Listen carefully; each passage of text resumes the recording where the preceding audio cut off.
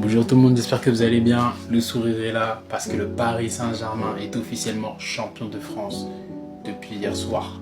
Après sa victoire face au RC Lens, 2-0 au stade Bollaert. Et avant, on revient quand même sur le PSG Brest où on avait quand même un Paris Saint-Germain très dominant qui méritait de gagner bien plus que 1-0. Mais le 1-0 ainsi dû au fait que le stade brestois a su contenir les attaques parisiennes tout au long de la rencontre. Et puis c'est venu grâce à un Désiré Doué qui a débloqué la situation avec un maillot pépite. La célébration, tout ça. Bref, il y avait tout qui était beau. Mais on y reviendra plus tard avec ce maillot.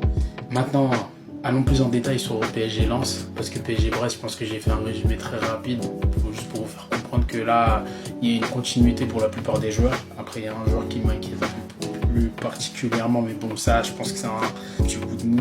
Je pense qu'on va parler de Safonov et on parlera aussi de Renato Marine. J'en ferai une vidéo.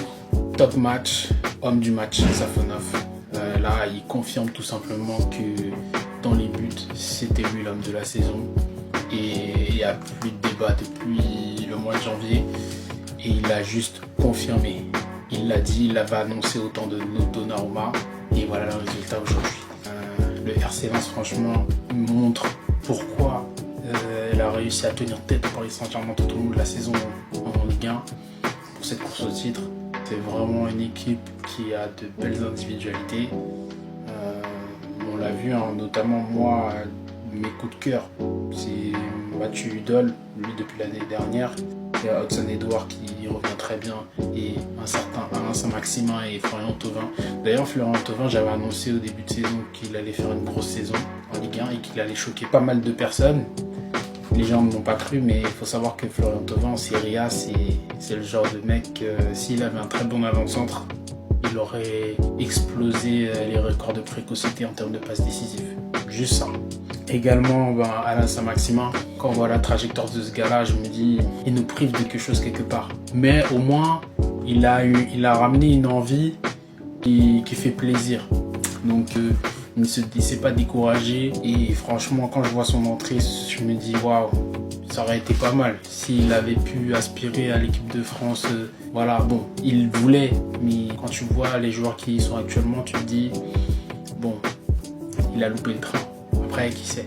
Sinon, dans l'ensemble, ça a été une très belle rencontre à regarder. Le PSG était en mode contre-attaque. Ce n'était pas du tout une partie de plaisir.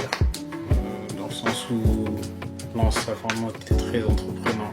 Les attaques n'ont pas abouti grâce à un très grand Safonov. Également un bon Zabarni, un bon Beraldo. Un Lucas Hernandez toujours aussi efficace défensivement. Un Mayumu qui aura été omniprésent sur son couloir, même si l'entrée de Saint-Maximin l'aura davantage mis en difficulté. Un profil vraiment très percuteur d'ailleurs, Saint-Maximin qui a mis à mal l'ensemble du dispositif défensif parisien. Mais Dieu merci, ça s'est bien terminé parce que franchement ça a été vraiment costaud. Avec l'entrée de Florian Thauvin d'ailleurs qui aura ramené quelque chose en plus également avec sa palette technique. Et là, à un moment donné, moi je me suis dit ouais non, Lens va égaliser. Vu comment il poussait, Sangaré il était en place au milieu, Hudol il était bien sur son couloir aussi. Mais bon, Aguilar également. La Thomasson qui lui par contre était parfois il était un peu trop, il abusait quand même. Hein. Et là où le PSG aura montré qu'il était supérieur, c'est on voyait qu'il savait subir. Et lorsqu'il s'agissait de se projeter, c'est comme s'il retrouvait automatiquement beaucoup de fraîcheur, chose qui ne se fait pas avec certaines équipes. Et là, pour le coup, c'était fluide. Et quand on voit le premier but et le deuxième, tu fais un cadeau en plus. Le but de Zvara avec la récupération de Dembélé au pressing. En une touche, il trouve. Là, il touche en une, bam, but.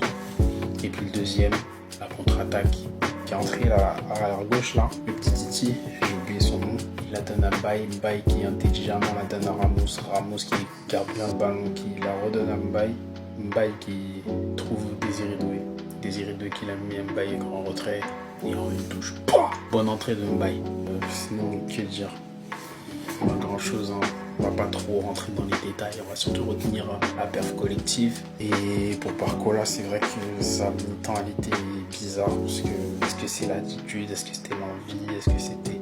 Je pense pas que ce soit un problème d'envie, je pense qu'il était un peu dans le doute, donc le fait de ne pas pouvoir marquer, c'est très embêtant. Mais je pense que ça ira mieux d'ici la finale. Pour moi, la finale, il va la jouer. Je pense pas en tant que titulaire, mais en tout cas, il la jouera et je pense qu'il marquera. Voilà. Maintenant, espérons que l'issue soit favorable pour nous. Je pense qu'il fera quelque chose. Je pense qu'il marquera. Il a été décisif lors de la première finale, mais il le sera également lors de la deuxième. Ça, j'en suis convaincu. Voilà, donc le Paris Saint-Germain, champion de France pour la 4e fois. Maintenant, place au match face au Paris FC. Et puis après, la finale pour la Ligue des Champions. Et ça fera Super Coupe d'Europe, Trophée des Champions, Ligue 1. Et on attend. On va commencer à croiser les doigts maintenant. Compte à rebours est lancé.